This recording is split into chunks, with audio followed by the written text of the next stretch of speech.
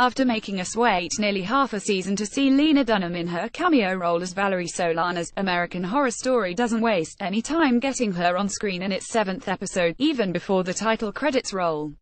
It's 1968, and Valerie is a disgruntled, struggling artist who just wants Andy Warhol to produce her script.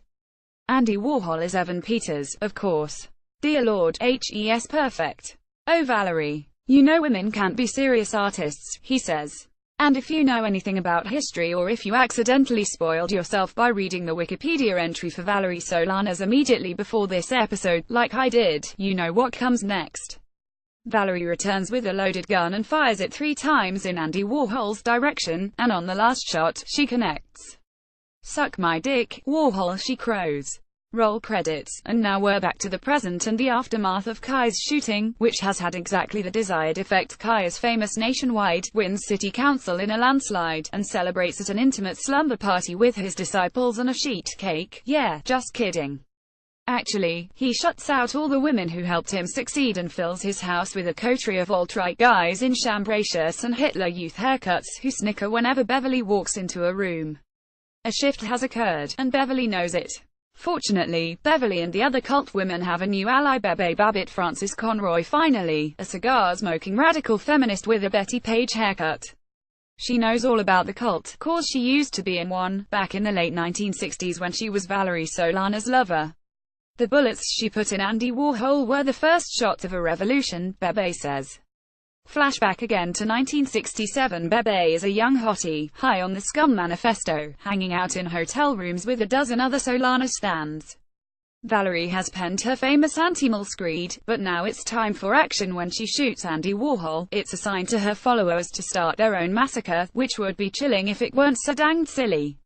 We were the Zodiac, says Bebe. Yep, that's right, the Zodiac Killer was actually 10 rad femmes in homemade cloaks, who perpetrated the infamous unsolved murders that rocked the Bay Area back in the late 60s and early 70s. The action stops in a few familiar settings, including at a lakeside picnic where the couple is brutally stabbed to death. Side note: Twisty the Clown did it better, but then tragedy strikes. The Zodiac starts sending ciphers, which is not an approved part of the plan. Turns out, one of the 2 male turds in Solana's cult wanted to take credit for all her hard work, because patriarchy, obviously. And while that guy gets his comeuppance, egregious donger stabbing scene, check even more egregious jump cut to a police officer finding his severed genitals stuffed in the mouth of his severed head, also check. It sends Valerie Solana's down the road into madness scene in a montage that goes on too long, but Dunham's performance makes it worthwhile. In the end, Valerie dies alone, used, and misunderstood, with no one for company but the ghost of Andy Warhol, who sabotages her typewriter and calls her fat. Like Meadow, says Winter.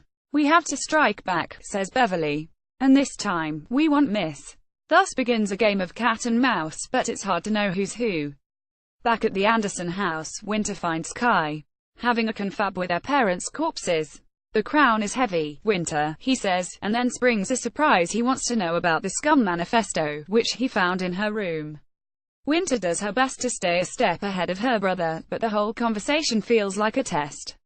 And when Kai says that helps, considering his own acronym, MLWB, for Men Lead, Women Bleed, Winter flinches a little too hard, and believes a little too eagerly when Kai says that it was Harrison's idea. And because the cult members are dropping like flies, thank God for all Kai's alt-righters, maybe they can kill some of them next time instead of the core cast. The women take the bait, luring Harrison to the butchery.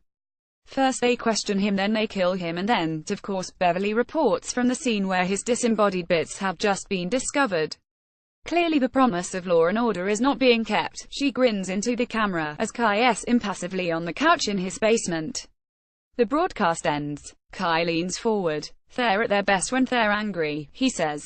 Don't you think Bebe Babbitt takes a long pull on her cigar, the phallic symbolism of which should really have tipped us all off that something wasn't quite right here, aren't we all, she says.